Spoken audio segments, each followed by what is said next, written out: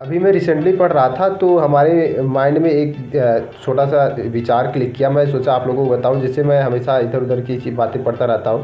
तो मैं सोचा आपको बताऊं, ये है कर्मा हिट्स के बारे में। यानी कि जो जैसा करता है वैसा उसको फल मिलता है, जैसी करनी वैसी भरनी वाला बात है।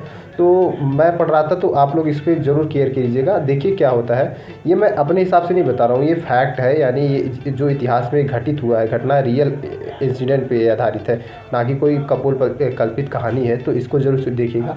जैसे आपको पता होगा, भारत पहले जो भारत देश था वो राज्यों में नहीं विभाजित था, वो था विभाजित मतलब कि महाजनपदों में। जो पहले बीसी, यानी हम बात कर रहे हैं कि ईसा मसीह के जन्म के पूर्व के बाद, तो जो भारत देश था अपना, वो पहले महाजनपदों में बटा था। यानी सब भारत में कुल जो महाजनपद थे वो 16 महाजनपद थे।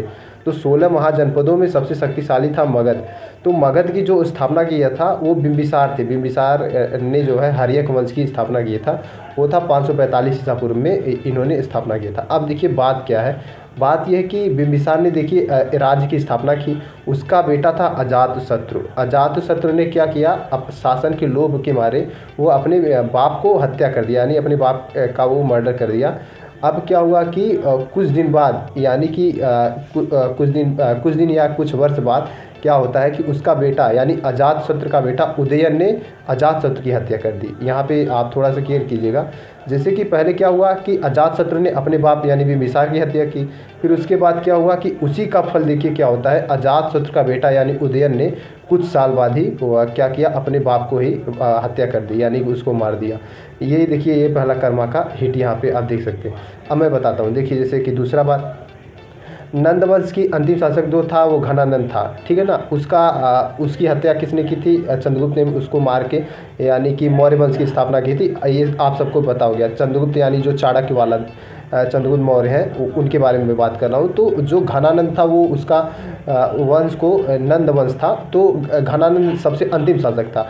अंतिम शासक को मारकर चंद्रगुप्त ने मौर्य वंश की स्थापना की। अब क्या हुआ, अब यहाँ पे देखिए, फिर लास्ट में जो मौर्य वंश का लास्ट राजा था, यानी विहद्रथ नाम था उसका, उसको मारकर पुष्यमित्र शुंग ने उसी के सेनापति ने यानी उसी के सेनापति पुष्यमित्र शुंग ने अंतिम राजा यानी मौर्य वंश के अंतिम राजा को मारकर शुंग वंश की स्थापना की।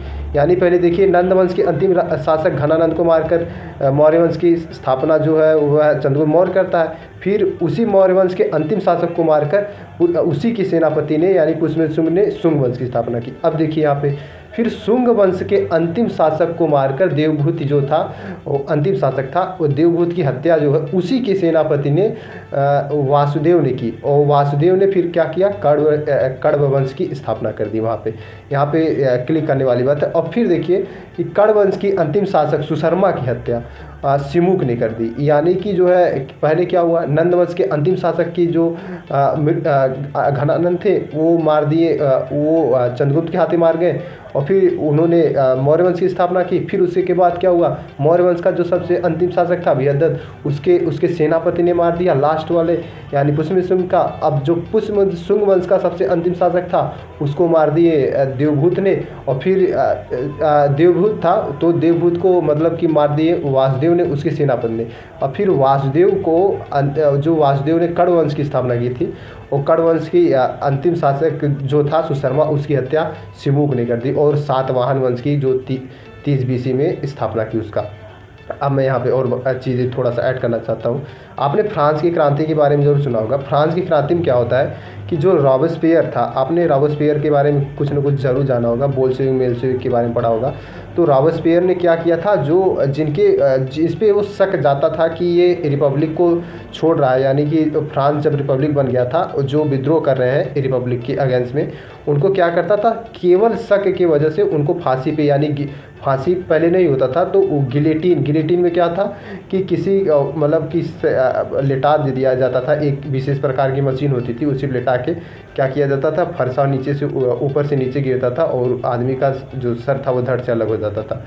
तो क्या किया कि गिलेटिन से बहुत सारे व्यक्तियों का उसने बहुत सारे कत्ल करवा दिया, केवल शंका के आधार पे कि वो गिलेटिन का आविष्कार हुआ उसी सन में। फिर उसी के बाद गिलेटिन से बहुत लोगों को उसने मरवाया। अब देखिए क्या होता है, उसी रॉबेस्पियर को उसी गिलेटिन से ही मार दिया जाता है लास्ट में।